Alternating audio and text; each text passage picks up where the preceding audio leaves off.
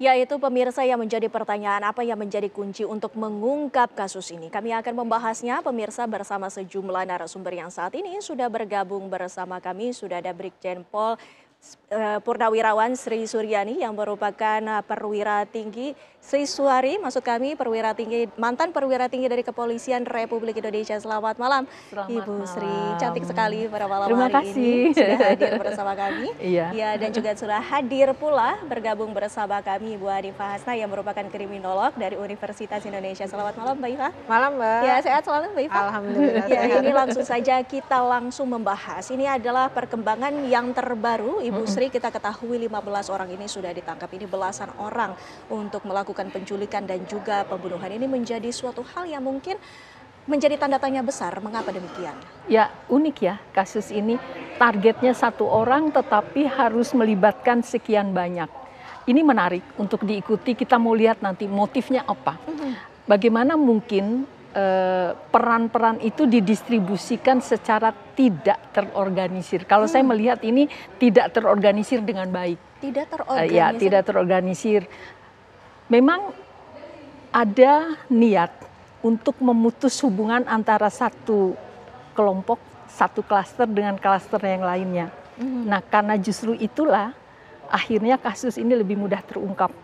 Pada dasarnya dalam kasus pembunuhan itu sepanjang korbannya atau jenazahnya teridentifikasi, lalu bisa dilakukan klarifikasi kepada pihak keluarga, itu relatif lebih mudah mengungkap. Kecuali jenazah ditemukan tidak diketahui identitasnya sehingga tidak bisa ditelusuri mundur. Kan prinsip pengungkapan kasus itu kita menelusuri dari titik awal pertemuan, kita mundur, tarik ke belakang seluas mungkin, sebesar mungkin. 15 orang, makanya polisi belum mengumumkan apakah 15 tersangka atau bagaimana, kita belum tahu ini. Peranannya Belum tahu. Nah, peranannya itulah yang akan menentukan status dari yang bersangkutan, apakah dia tersangka, turut mengetahui pun tersangka, walaupun tidak berbuat apa-apa. Turut mengetahui karena dia menjadi bagian dari pelaku, walaupun nanti tingkat peran itulah yang menjadi pertimbangan hakim untuk menjatuhkan sanksi. Menurut saya kasusnya unik karena sebegitu banyak. Sebegitu banyak. Satu korban, apakah banyak itu ada misi-misi yang sama pada top inisiatornya, pada top itu punya kepentingan yang sama, punya background yang sama terhadap satu orang ini. Ini yang menarik nih, sehingga menambah hasanah catatan untuk ilmu kriminologi. Tapi menurut Ibu sendiri tadi sempat disebutkan ada klaster-klaster. Ada berapa klaster kalau dilihat dari polanya ini? Pola yang sudah terungkap walaupun polisi belum mengumumkan secara gamblang kepada publik, tapi dari pernyataan pengacara dan sebagainya sempat mengatakan bahwa yang mereka dampingi adalah pelaku penjemput paksa, pelaku penculikan. Jadi ada yang mengintai, ada yang menjemput massa, lalu diserahkan kepada kelompok tertentu. Itulah yang saat ini dikatakan sebagai eksekutor karena korban sudah menjadi jenazah, gitu. Jadi kemungkinan ini minimal 3. Nah, pertanyaannya, apakah yang kelompok 3 ini bagian dari top leadernya atau tidak? Nanti ini yang menarik. Kalau itu bagian dari top leader, dia tidak terlibat, berarti dia mastermind-nya kan ada di luar kelompok itu. Bisa saja. Tapi ini menariknya kenapa? Karena profesi kita lihat, nah ini memunculkan aneka dugaan di baliknya. Ya, baik, Mbak Iva. Jika tadi sudah disebutkan ada belasan orang dan mungkin ada pelaku penculikan dan juga ada pelaku yang melakukan pembunuhan. Apakah ini artinya motifnya berbeda-beda dari belasan orang tersebut? Oke, baik. Kalau kita lihat ada 3 tingkatan ya Mbak ya. Yang pertama adalah mastermind, yang kedua adalah middleman. Middleman itu adalah perantara yang seperti tadi Bu Sri sampaikan. Yang terakhir adalah hitman atau eksekutor. Nah, masalahnya adalah ketika koordinasi mereka ini tidak baik, padahal ini masuk dalam organized crime yang harusnya sudah terkoordinasikan dari awal itu sudah baik, ini kan nampak tidak tidak sinkron gitu ya di antara pekerjaan masing-masing. Nah ini seperti yang Bu Sri tadi sampaikan, apakah masing-masing itu masih terjalin hubungannya atau beli putus gitu? Jadi putus sampai di middleman ke hitman itu berbeda orang gitu ya, sehingga sampai 2 hari kemarin itu ditangkap, kepolisian belum mengetahui siapa mastermind-nya, karena bisa jadi si hitman atau eksekutor ini tidak mengetahui di puncak atau seseorang yang memang punya keperluan ini siapa gitu. Jadi mau ditanya seperti apa mereka nggak tahu karena mungkin hubungannya dengan pihak yang tengah atau perantara itu gitu. Jadi ini membuat semakin unik karena untuk melumpuhkan satu orang saja kenapa harus melibatkan sekian banyak orang, dan semakin banyak orang ya semakin banyak, semakin mudah untuk ketahuan. Oh begitu, berarti begitu ya Bu Sri, semakin banyak orang yang terlibat semakin mudah. Ini padahal sudah dikatakan bahwa ini pembunuhan yang terorganisir, Bu Sri. Polanya, modusnya terorganisir, tetapi cara kerjanya tidak terorganisir dengan baik. Karena dia niatnya memutus. Seperti kasus-kasus narkoba itu kan jaringan terputus dengan harapan memutus mata rantai.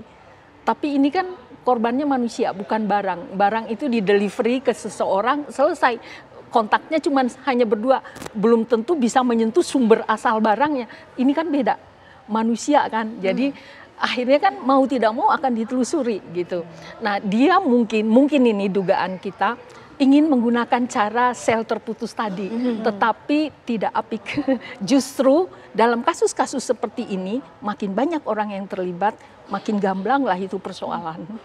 Bu Sri Suari, kita ketahui pula bahwa sampai dengan saat ini pihak kepolisian belum mengumumkan nama tersangka. Apa yang kemudian menjadi hal yang perlu difokuskan ataupun kunci agar bisa terungkap siapa yang menjadi pelaku di balik itu? Pertama-tama kita harus apresiasi kepada pihak kepolisian.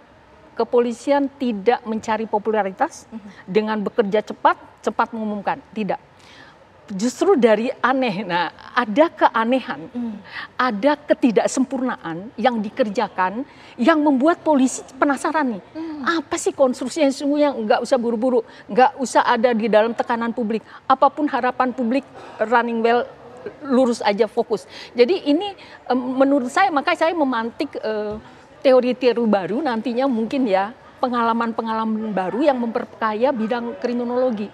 Kenapa sampai seperti ini? Kita mau bilang ini organized crime? Yes, karena dilakukan secara bersama. Tapi ketika bilang organized, itu kan strukturnya jelas, langkahnya jelas, polanya jelas. Ini justru tidak jelas. Nah, sekarang polisi sudah menangkap 15 orang. Apakah 15 itu semua tersangka? Belum tentu. Ataukah hanya orang yang mengetahui, sekalipun mengetahui tetap dia statusnya tersangka.